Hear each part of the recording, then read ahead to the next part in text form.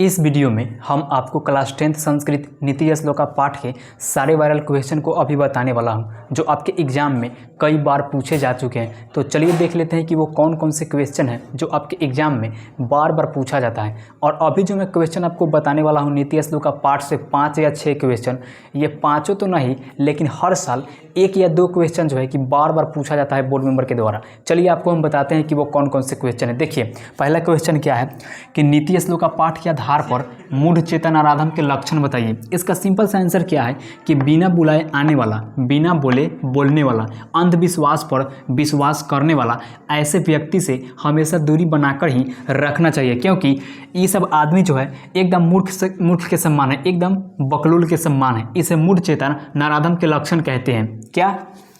क्या क्वेश्चन है कि नीति श्लोका पाठ के आधार पर मूढ़ चेतन आराधम के लक्षण बताइए। इसका सिंपल सा आंसर है कि बिना बुलाए आने वाला, बिना बोले बोलने वाला, अंधविश्वास पर विश्वास करने वाला, ऐसे व्यक्ति से हमेशा दूरी बनाकर ही रखना चाहिए और इसे ही मूढ़ चेतन आराधम के लक्षण कहते हैं।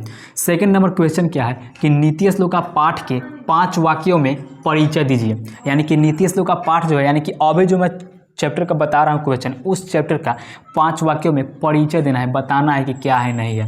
तो इसका आंसर क्या है, सिंपल सा आंसर है, इस पाठ में व्यास रचित महाभारत के उद्योग पर्व के अंतर्गत विदुर नीति से संकलित 10 श्लोक है। यानी कहने का मतलब है कि व्यास रचित द्वारा जो महाभारत के उद्योग पर्व है अंतर्गत विदुर नीति से संकलित 10 श्लोक है। महाभारत युद्ध के समय, यानी कि महाभारत युद्ध के समय धृतराष्ट्र ने अपनी चिंत शक्ति के लिए विदुर से परामर्श लिया था। थर्ड नंबर क्वेश्चन क्या है कि अपने प्रगति चाहने वालों को क्या करना चाहिए। क्या क्वेश्चन है कि अपने प्रगति चाहने वालों को क्या करना चाहिए। इसका सिंपल सा आंसर है अपनी प्रगति चाहने वाले जैसे निंद्रा, तंद्रा, भय, क्रोध और आलस को त्याग देना चाहिए। तो हम उम्मीद करते हैं कि नीति श्लोका पाठ के ये तीनों क्वेश्चन जो है आपको एकदम अच्छे से समझ में आ गया होगा।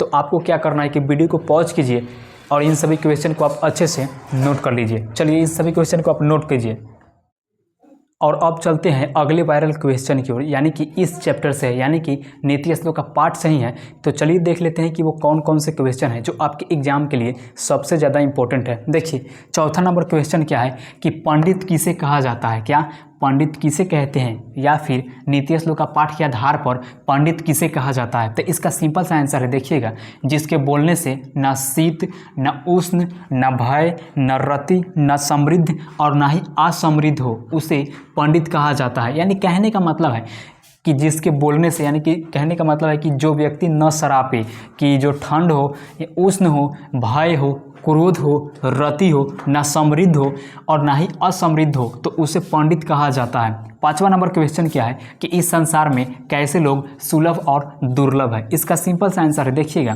इस संसार में प्रिय बोलने वाले व्यक्ति आसानी से मिल जाते हैं। कहने का मतलब है कि सच्चा बोलने वाला या फिर मुंह पर बोलने वाला एकदम आसानी से मिल जाएगा, लेकिन कठिन अप्रिय ही सही बोलने वाला, कहने का मतलब है कि जो कठिन बोलता है, जो मुंह से कटु शब्द बोलता है, वही असली व्यक्ति होता है। और बोलने वाला और उचित सुनने वाला व्यक्ति इस संसार में दुर्लभ है। तो हम उम्मीद करते हैं कि नीति श्लोका पाठ के ये 5 क्वेश्चन जो है आपको आसानी से समझ में आ गया होगा। चलिए बस वीडियो में इतना ही, हम फिर मिलेंगे अगले चैप्टर के ऊपर, वायरल क्वेश्चन के ऊपर जो आपके एग्जाम में बार बार पूछे गए हैं। चलिए बस वीडियो में इतना ही, तब तक के लिए जय हिंद, वंदे मातरम, ख्याल रखिएगा।